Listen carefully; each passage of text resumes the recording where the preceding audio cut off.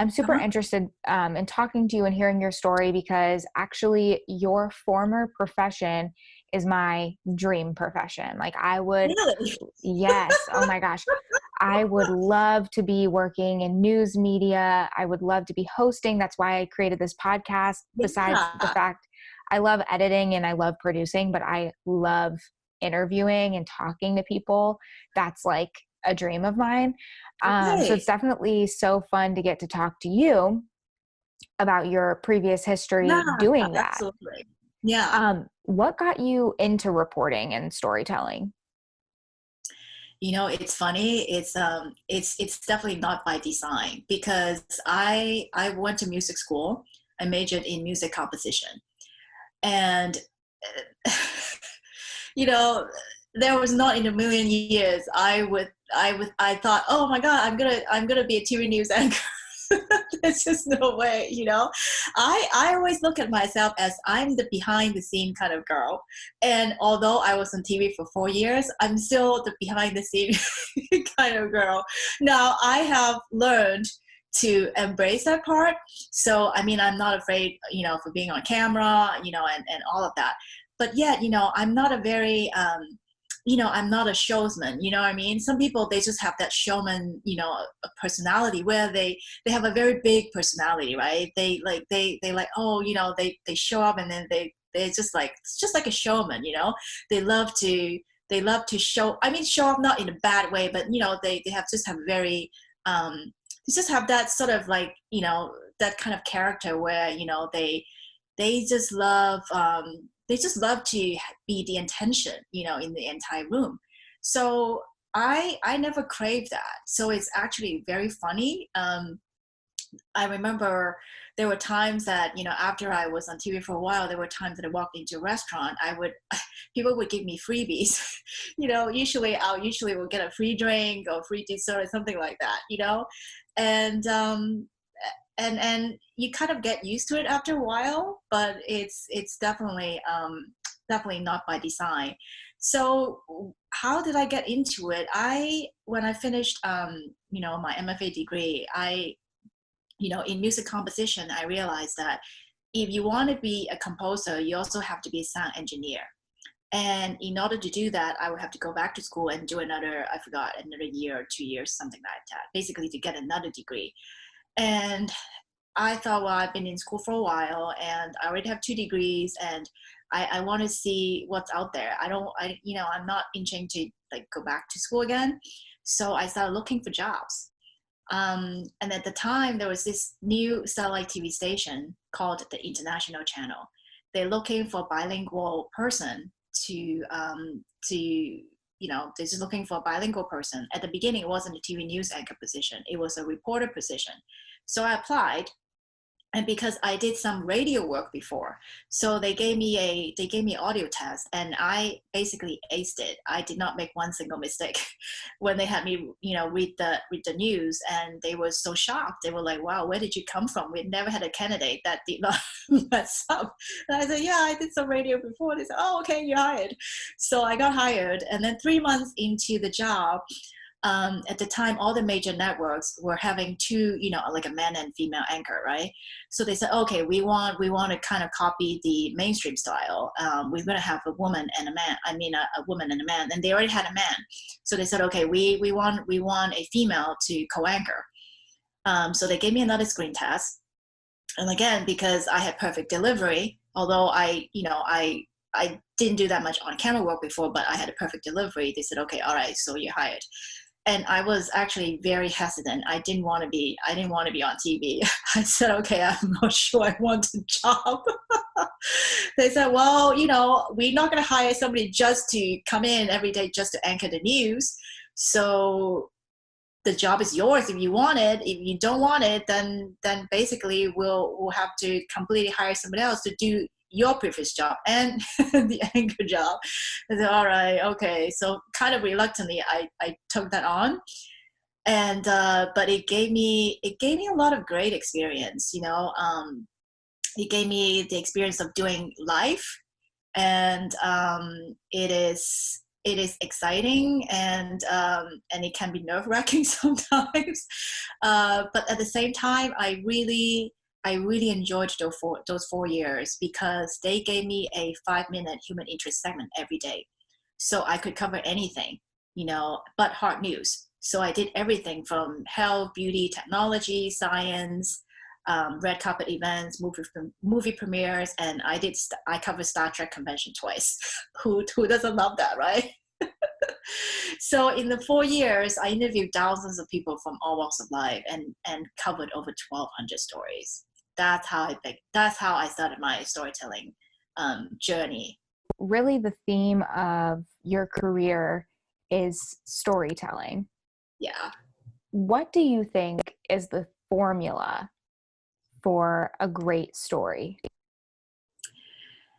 To me, I think the formula is really authenticity, because whatever story you're trying to tell, whether it's for your business, for yourself, it has to be authentic. You see, I don't like make up stories. I know people sometimes do that, but for me, the reason why you want to tell a story because you want to connect with the other person, and because you want to share something either valuable, or you want to have a meaningful conversation. So when you don't tell an authentic story, it kind of ruins that. So for me, the only formula I would say is authenticity. So tell true, real stories that have a point. Because a lot of times I also see people keep on telling stories that don't really have a point, and they kind of go on and on. And yeah, it's good. It's a good storytelling session, maybe, but what is the point you want to get across, right? So for me, I'm very mindful about, okay, what is the point that I'm trying to illustrate here? If the story serves a purpose, then I would tell it. If this story doesn't serve the purpose, then I'm not going to use that story. So you had kind of a happenstance career. Can you talk to us about why you switched from television and reporting to your own business? Yeah, absolutely. So like you said, my whole life has been about storytelling. So to me, to transition from nonfiction to fiction, right? From doing TV news stories to, working on a CBS TV show, and then doing independent movies, documentaries, and TV commercials on the side, starting my own business. To me, that's sort of not a big stretch, because at the end of the day, if you know how to tell stories from a true story, authentic point of view, like a documentary, right? And then even in the fiction world, telling a story, you still need to have main characters.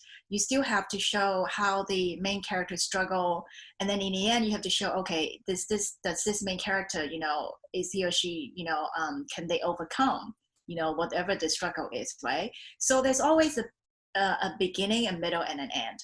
So if you look at it that way, it's actually not, like I said, not really that far-fetched. And I love being an entrepreneur. I started my business in 2000. And I mean, I can never get tired of telling stories, whether it's a high-end, story of, for TV commercial, or it's a very story about elevator pitches. Because I just think we all are so unique and different, in the way that, yes, we are the same, but we all have our own, we all have our own gifts. We all have our own different way of doing things. So when you're able to tell why you're doing what you do and why you're different from your competitors, I think that is very, very powerful. And especially now with all these Zoom networking meetings, when I go onto these meetings, I see a lot of people, and I know this is very hard for you to do it for yourself, but for some reason, I think human beings are just not used to, and I'm not talking about bragging, I'm just talking about, I think we are just not taught to share. We're just not taught to share who we really are and why we're different. And I hear a lot of elevator pitches, and people tend to give the most boring and uninspired version of themselves. And when I look at those, when I want to hear those pitches, I was like, wow, you can do so much better. And people don't even realize it. That's the thing. So I find that kind of fascinating. Yeah, that's definitely making me rethink my elevator pitch of myself.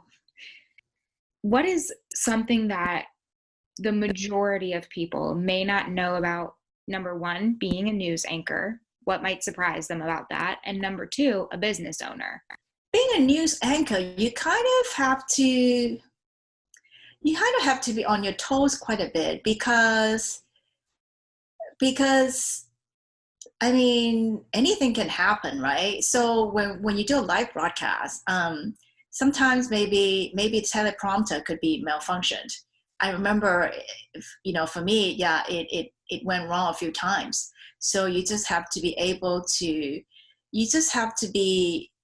able to kind of pick up the pieces and go on. So I would say that is a very needed trade for TV news anchor.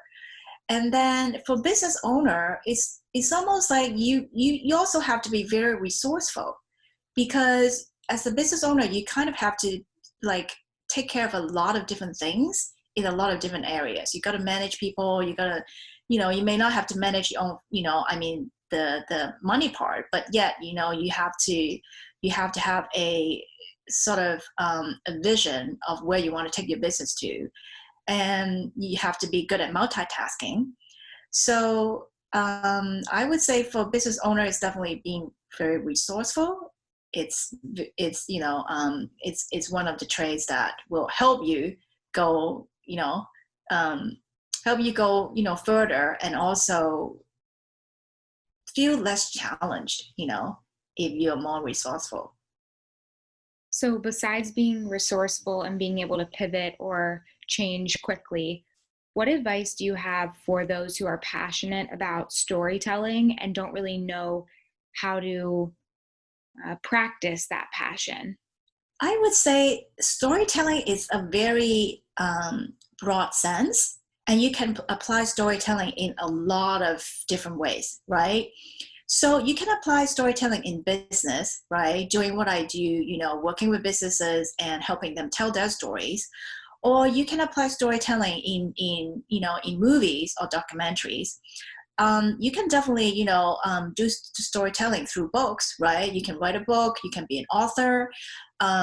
You can, I mean, I, I really look at storytelling as a skill set, and you can apply storytelling in really a lot of different ways, whether it's a personal level or business level. I think what you need to look at is, why are you passionate about storytelling, and what part of storytelling is interesting to you, right? So for example, like if you say, oh yeah, I'm definitely interested in, being a host or doing news, I would love to be a TV news reporter or anchor, right? So, so if news storytelling, draws you in, then go ahead and pursue that, right? But if you go, oh, you know what, I don't really care about, news stories, but I want to make movies, then definitely, go the movie route. You say, okay, I'm really drawn to documentaries. I love exploring different subjects and different matters that I feel, is relevant in today's world, right? Then definitely go into the documentary world. But even in the less creative field, I think there's still ways to make use of storytelling. Like for example, you can totally apply storytelling in a pitch deck to make it more interesting. To me, everything should have a story because that just makes it more exciting and makes it easier for people to relate to. Because if we just talk about facts all day, our brain is going to tune out, and people will not be able to grasp, all the information that you want to give them. Teams, like sales teams, though they might not be telling the story themselves, they're working with the marketing team, which is telling the story. They're working with the brand mission, which usually comes from a story.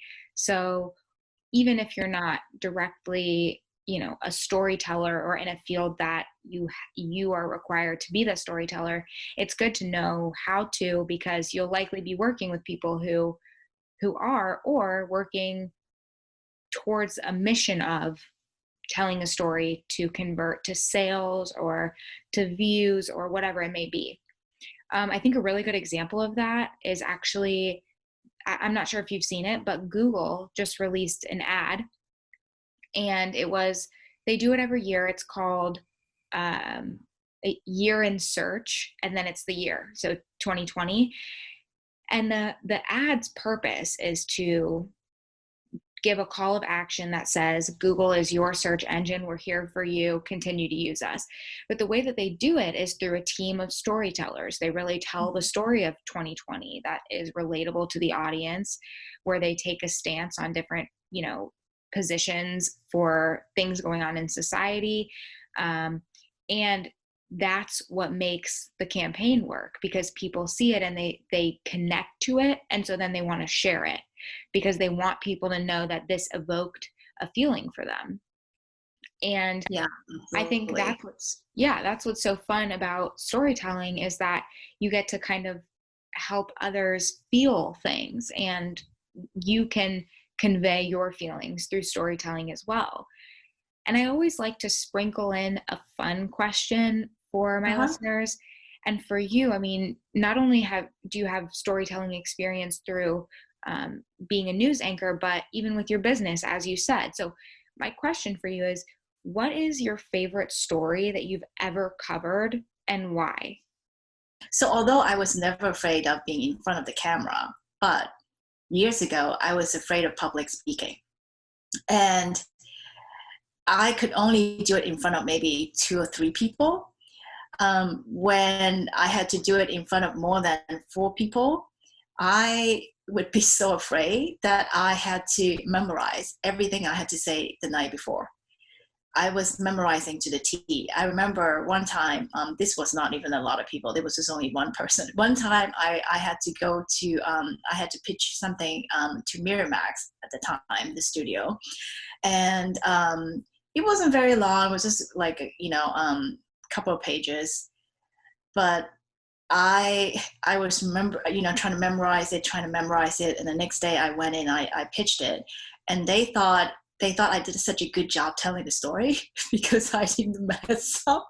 They didn't know it was because I was, doing it from memory. And it was not fun. I mean, I remember those days. I would look at all these speakers, speaking on stage with such ease, right? And when I looked at them, I was like, wow, if I could be like them, I wish that I didn't have to memorize anything. I wish I could just, stand in front of anybody and just talk, right? And but eventually I realized, what was blocking me from doing that. So I clear that. And since then, I never had to memorize a single word anymore. So it was a very freeing experience. It has been that way since. We all have fears and things that hold us back a little bit, especially when it's directly related to what we want to do. If you want to tell stories and you have a fear of public speaking, obviously those two things relate. So it's just important that people take away from this, that to do what you did, which is practice it and try time and time again until finally that fear kind of subsides and you realize the worst thing that can happen is I mess up, and no one's really gonna be bothered if that happens. But then it also creates for this kind of perfectionist mentality, which seems like that's actually what ended up getting you the job, is that you could read the script perfectly, probably because you had these years of memorizing and reading so much from that fear of public speaking. But is there like a particular story when you were a news anchor that you covered for the news that stands out to you? So I was doing a story about a clinic, um, And the clinic, I remember, if I remember correctly, it's been a long time ago. The clinic is a nonprofit clinic. They provide hearing aids for kids who are hearing impaired. So I went in, and I remember there was a kid there, probably like maybe very young, 2 or 3 years old or something. The mother was there, and I wanted to capture the moment when they put it on the kid. So we were there, and they put it on the kid, and you could tell, when he was able to hear, it's like his whole world just changed. That excitement on his face, and also the mother knowing that, wow, now my child can actually hear me. It was just pure joy. So that definitely, I still remember those moments at the clinic. It's moments like that that really give me this interest in reporting, and doing hosting type of work, because I think you, like you said earlier in the interview, through this experience, you have interviewed thousands of people that have all different stories. And I think it really creates an eye-opening experience for you and for the listeners who hear you portray those stories. Something like that makes you realize how much we take for granted things like the ability to hear. Yeah, absolutely. And it's a win-win because it brings awareness to the clinic that is providing that for the children. Yeah. So I can imagine that that's really rewarding work. Definitely. Yeah, it can be very rewarding. If your heart is in it, it can be very rewarding. And like I said, I feel so fortunate that, they gave me the human interest segment. If they gave me a hard news segment where I had to cover plane crashes or political parties or car accidents, I probably wouldn't have lasted that long. So yeah, so I felt very blessed that I only had to cover human interest stories. And like you said, it's fascinating. People's stories, people always fascinate me. And we also, like I said, we're similar, but we also different. Everyone does things differently, and everyone has a different point of view, and everyone handles and look at things, in a different way. So it's quite fast. Human nature is very fascinating. Yeah, I definitely agree. I like to wrap up my interviews with some positive news, which you're used to, I'm sure, just to bring joy a little bit to my listeners. Is there anything positive going on in the world that you'd like to share? Yeah, absolutely. So I am, I feel very hopeful that we finally behind, the election process. Um, and then we have, a new president. And also, I'm all for, being united than separated. So I think there's a lot of hope in terms of, you know, getting people working together and to build a, better future. Whether it's, doing it to counter, COVID, or how, trying to rebuild, different communities, trying to rebuild, many types of businesses, right? Trying to, get stronger again economically. I think there's definitely, a lot of work that has to be done, but at the same time, I think people, I see that a lot of people are getting kinder and also more willing and eager to help their neighbors. So that's always a good sign. Yeah, that's something we can all be thankful for right now. And hopefully there's finally an end in sight, and get everything up and running. And like you said, help out those businesses, help out the families that have really been struggling during this time. Well, thank you so much for joining me. Yeah, This, you're welcome. I kind of went over on time, but it's been so much fun talking to you. Yeah, thank you.